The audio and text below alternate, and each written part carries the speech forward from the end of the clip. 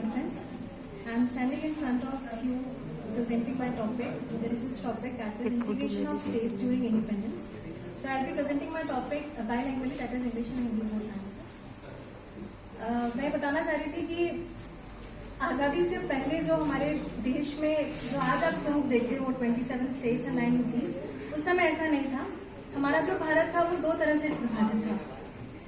कुछ राज्य जो थे वो ब्रिटिश प्रोविंसेस के अंदर आते थे और कुछ देसी रियासतें थी जिन्हें प्रिंसली स्टेट्स कहते थे.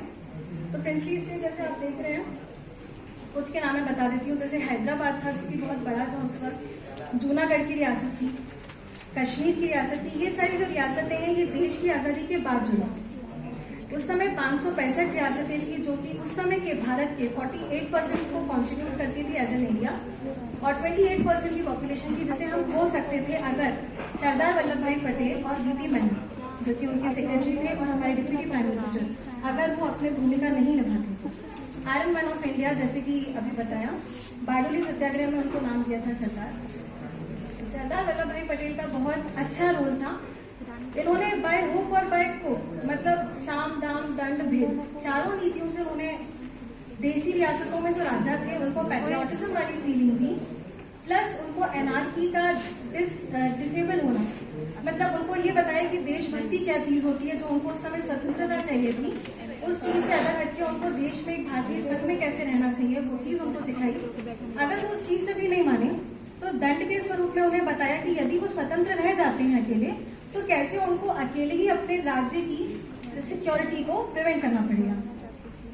इसके तहत मैं स्टार्ट करूंगी. सबसे पहले जो ट्रैवनकोर की रियासत है, जो कि आप देखोगे सबसे लास्ट वाला है, ये वाला एरिया. आज का जो केरला आप देखते हो, उस समय ट्रैवनकोर की रियासत थी. वहां पे राजा सीपी रामास्वामी अय्यर थे. ये नहीं मिलना चाहते थे इंडिया के साथ. ये चाहते थे कि हम ब्रिटिश अलाइज के साथ ही रहें, क्योंकि वहाँ पे मोनासाइट करके मिनरल होता है, बहुत एक्सेसिव मात्रा में मिलता है, जो कि वहाँ पे आरी मैन्युफैक्चर के लिए बहुत जरूरी होता है. ब्रिटिश चाहते थे कि हम एक साथ ही रहें. तो वहाँ की अपोजिशन थी केरलिस्ट सोशलिस्ट पार्टी. वहाँ पे जब उन्होंने सीपी रामास्वामी अय्यर राजा पर आक्रमण हुआ तो उन्हें समझ में आया कि हम सिक्योरिटी नहीं निभा पाएंगे. इसके लिए उन्होंने इंस्ट्रूमेंट ऑफ एसेशन पे साइन किया और 30 जुलाई 1947 को ट्रैवनकोर जो है वो भारत में जाके मिल गया. ऐसे ही हम जूनागढ़ में आते हैं तो वहाँ पे आ जाते हैं महापत खानजी तृतीय. इनका भी कुछ ऐसे ही माना था. इन्होंने बोला कि हमारी जो एरिया है वो भी पाकिस्तान वाले एरिया से मिलती है. सदर्न बॉर्डर जो है गुजरात का आज आप देखेंगे, तो उन्होंने बोला हम भी पाकिस्तान के साथ ही मिलेंगे.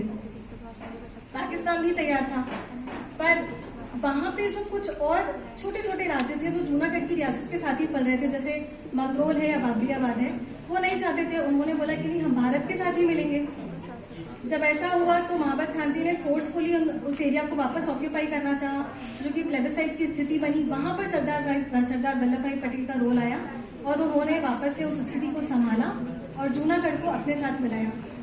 हालांकि महाबत खान जी जो थे वो तो पाकिस्तान भाग गए थे, क्योंकि उनको पाकिस्तान में ही जाना था. उसके बाद हम आते हैं तो नवंबर 1956 तक जूनागढ़ भी भारत में जाके मिल गया. फिर आते हैं कश्मीर, जो कि अभी तक का बहुत बड़ा मुद्दा रहा है, 2019 तक का, 5 अगस्त 2019. इसका मुद्दा कुछ ऐसा था, राजा हरि सिंह थे उस समय 1947 में, जिन्हें नहीं पता था कि उन्हें पाकिस्तान में मिलना है या इंडिया में मिलना है. उन्होंने एक स्टैंडस्टिल एग्रीमेंट पर साइन किया और उन्होंने कहा कि हमको जब सही समय लगेगा तब हम सोचकर विचार करके इंस्ट्रूमेंट ऑफ एसेशन पे साइन करेंगे. 24 अक्टूबर 1956 को पाकिस्तान स्टैंडस्टिल एग्रीमेंट पे तो अग्री किया, पर धीरे धीरे पठान को कश्मीर की बॉर्डर लाइंस पर उन्होंने सेंड करना शुरू कर दिया. राजा हरि सिंह घबरा गए और उन्होंने इंडिया से हेल्प मांगी. तो उन्हें 26 अक्टूबर 1956 को इंस्ट्रूमेंट ऑफ एसेशन पे साइन करना पड़ा. साइन करने के बाद ही उनको एक स्पेशल स्टेटस की गारंटी हुई इंडियन सरकार की तरफ से, जिससे आर्टिकल 370 का इंट्रोडक्शन हुआ. आर्टिकल 370 बोलता है कि जम्मू कश्मीर को एक स्पेशल स्टेटस दिया जाएगा, और उसके सेक्शन 3 के तहत ये माना गया कि जम्मू कश्मीर अब से भारत का एक अभिन्न हिस्सा होगा, जो कि 5 अगस्त 2019 में presidential constitutional order Jammu and Kashmir के एप्लीकेशन के तहत मना हो गया और निरस्त हो गया आर्टिकल 370. इसके तहत ये हुआ कि जो भी प्रावधान जो बाकी राज्यों में लागू होते हैं वही प्रावधान अब जम्मू कश्मीर में भी लागू होंगे. इसके बाद हैदराबाद आते हैं जो कि एक प्रमुख रियासत थी और बहुत बड़ी और बहुत रिचेस्ट रियासत मानी जाती थी. बहुत धन था उधर पर. वहाँ पे जो निज़ाम थे मीर उस्मान अली, वो भी मुस्लिम शासक थे, पर वहाँ पे जो जनता थी वो हिंदू थी, वो नहीं चाहती थी पाकिस्तान में मिलना।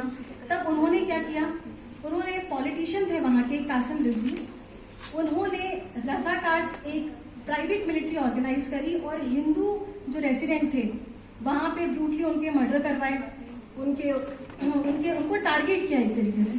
जब टारगेट किया तब बहुत प्रमुख एक ऑपरेशन था सरदार वल्लभ भाई पटेल का, ऑपरेशन पोलो, जो हैदराबाद पुलिस स्टेशन के कोड नेम पे रखा गया था, उसको सरदार वल्लभ भाई पटेल ने एग्जीक्यूट किया, जिसके तहत फिर हैदराबाद को ऑक्यूपाई किया गया।